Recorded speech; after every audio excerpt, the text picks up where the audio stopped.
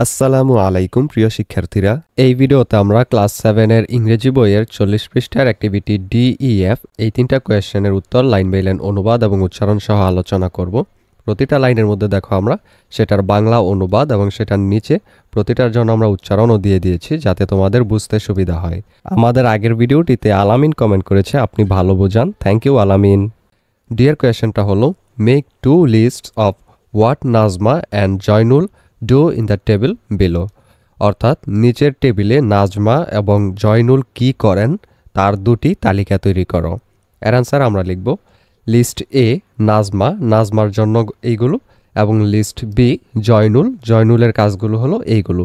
এই যে এই উত্তরগুলো আমরা দিব সেগুলো কিন্তু উপরে যেই টেক্সটটা দেওয়া আছে সি এর মধ্যে ওইটা অনুযায়ী দিব। এটা থেকেই আমাদের ওই উত্তরগুলো দিতে বলা হয়েছে। তোমরা এটা নিয়ে আলাদা ভিডিও দেওয়া আছে, সেটা দেখে নিতে পারো ডেসক্রিপশনে দেওয়া লিঙ্কে ক্লিক করে প্লেলিস্টের ভিতর ঢুকে অথবা চ্যানেলের ভিতরে ঢুকে প্লেলিস্টে গিয়ে। তো চলো আমরা উত্তরগুলো দেখি।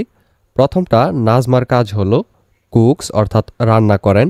তারপর ওয়াশেস ক্লোথস, কাপড় চোপড় কাচেন।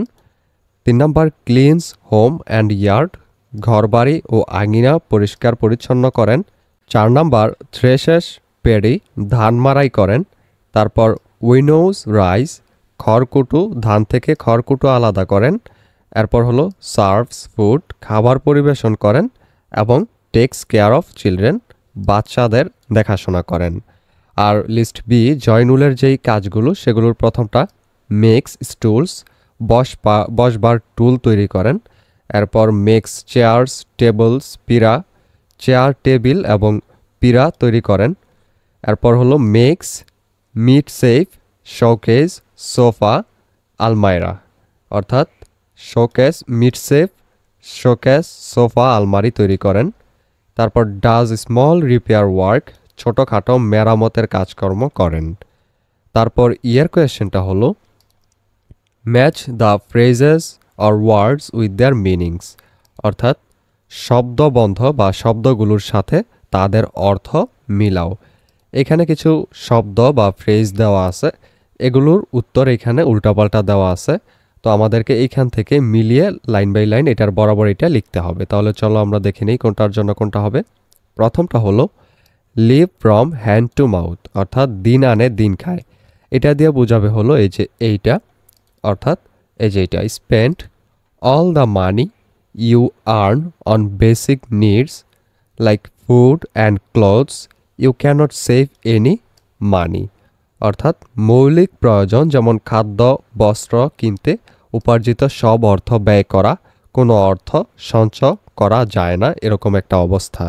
এরপর 2 নম্বরটা হলো রেইন অর শাইন, অর্থাৎ ভালো মন্দ আবহাওয়া। এটার সাথে মিলবে in good or bad weather, ভালো কিংবা খারাপ আবহাওয়ায়। এই যে এইখান থেকে মিলবে হলো একদম শেষেরটা। এরপর অ্যালফাবেট মানে হলো বর্ণমালা, এটার সাথে মিলবে all the letters in a language, একটি ভাষার সব বর্ণ, প্রথমটার সাথে মিলবে এইটা। শেষেরটা হলো ইলিটারেট অর্থাৎ নিরক্ষর, এটার সাথে মিলবে আ person who does not know how to read and right, লেখাপড়া জানে না এমন ব্যক্তিকে ইলিটারেট বলা হয়। এটার সাথে মিলবে হলো এই যে এইটা 2 নম্বরটা। 5 নম্বর কোয়েশ্চেনটা হলো, first discuss in groups and then write an answer to this question. অর্থাৎ প্রথমে দলে আলোচনা করো এবং তারপর এই প্রশ্নের একটি উত্তর লেখো।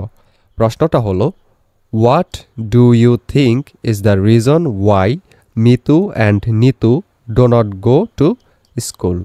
তুমি মনে করো মিতু এবং নিতু স্কুলে না যাওয়ার কারণ কি? তোমার মতে ওই কারণটা কি সেটা এখানে লিখতে হবে। চলো আমরা সংক্ষেপে মাত্র 3 লাইনে উত্তরটা দিয়ে দিই। প্রথম লাইনটা হলো, I think the family is poor so they can not afford to send Mitu and Nitu to school. আমি মনে করি পরিবারটি গরিব, তাই তারা মিতু এবং নিতুকে স্কুলে পাঠাতে খরচ বহন করতে পারে না। Also Nazma could only study up to class 5 and Joynul could not study at all, so they might not prioritize education. অর্থাৎ এছাড়াও নাজমা কেবল 5ম শ্রেণী পর্যন্ত পড়াশোনা করতে পেরেছিলেন এবং জয়নুল একেবারেই পড়াশোনা করতে পারেননি, তাই সম্ভবত তারা শিক্ষাকে অগ্রাধিকার দেন না।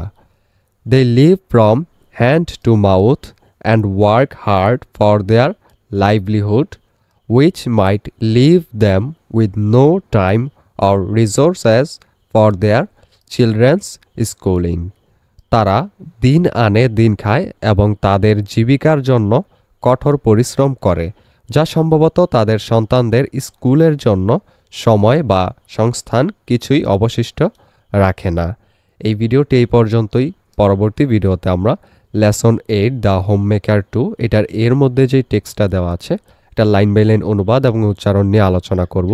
সেই ভিডিওটা পেতে হলে অবশ্যই চ্যানেলটিকে সাবস্ক্রাইব করে রেখো।